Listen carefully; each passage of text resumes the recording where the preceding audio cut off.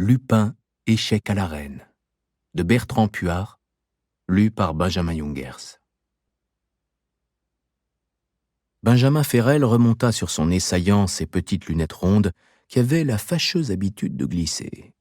Il pensa, la monture est trop lourde, l'écaille, c'est classe, oui, devant les clients de la boutique, mais là, devant mon écran, c'est pénible. Il me faudrait plutôt une monture en titane, très légère, et des verres anti-reflets. Tout en réfléchissant, il pianotait à très vive allure sur son clavier. Il fit une pause, suspendant ses deux mains au-dessus des touches, souffla et se saisit d'un critérium pour inscrire sur un petit carnet à la couverture noire un mot : opticien. Ce fut à cet instant que son portable se mit à vibrer. Benjamin ne voyait pas l'écran. Les premières notes d'une sonate de Chopin, au synthétiseur, emplirent l'espace de sa petite chambre. « Non », chuchota-t-il en reprenant la sarabande de ses 10 doigts sur le clavier. « Non, Hassan, je ne décrocherai pas. Non, c'est terminé. Je me range sur le bas-côté de la route. Je prends même un chemin de traverse.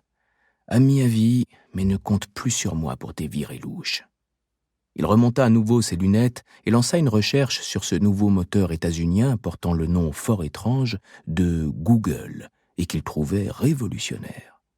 Cela allait changer sa vie, il en était intimement persuadé. C'était précisément pour cette raison qu'il s'était fait installer une connexion Internet à haut débit dans la boutique de ses parents, rue de Verneuil, à une centaine de mètres à peine du musée d'Orsay, qu'il gérait et où il logeait au premier étage. Le portable se tut, puis se remit à tressauter de plus belle. Le fils Ferrel jeta un bref coup d'œil sur le cadre rococo qui se trouvait à droite de l'écran. Il contenait une photo de lui entouré de ses 2 meilleurs amis, Hassan et Claire. Ils se connaissaient depuis leur adolescence.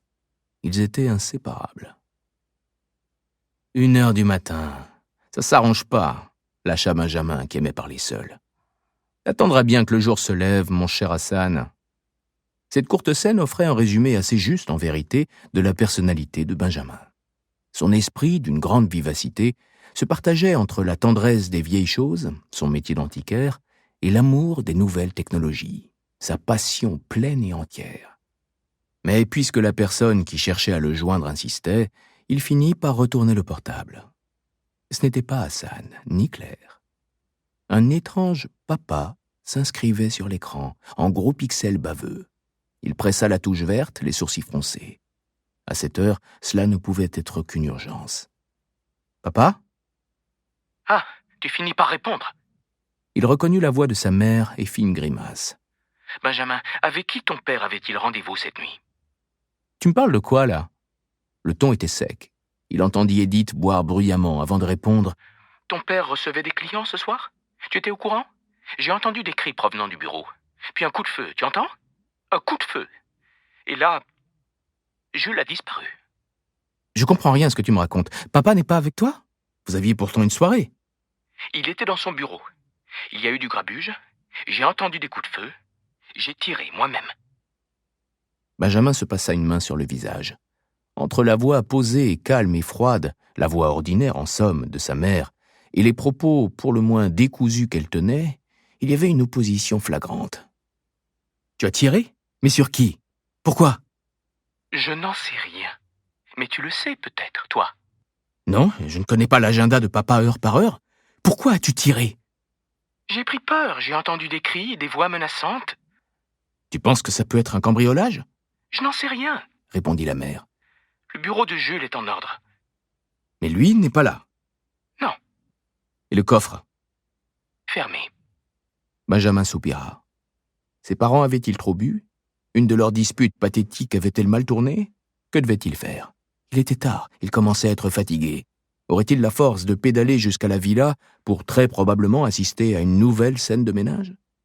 Il eut soudain une idée. « Passe-moi Joseph, veux-tu » ? Il allait parler avec le majordome. Benjamin le connaissait depuis l'enfance et savait l'homme d'une pondération à toute épreuve. « Il est enfin sorti de sa tanière. » pesta Edith. « Tout comme Anémone. » Elle hurla le nom du majordome, déclenchant la rage du chien des voisins. « Je le vois revenir du jardin. »« Passe-le-moi. » Pour toute réponse, Benjamin entendit sa mère pousser un cri strident et la communication fut coupée.